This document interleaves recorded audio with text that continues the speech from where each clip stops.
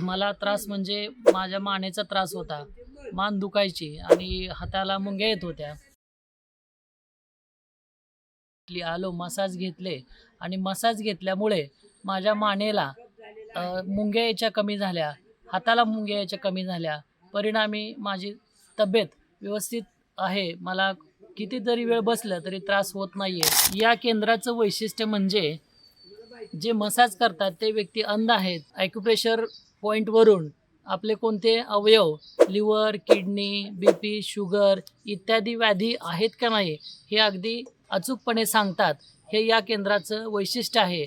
निसर्गाच्या कुशीमध्ये खूप चांगले उपचार मिळतात. अनेक व्याधीपासून लोकांना मुक्ती मिळते.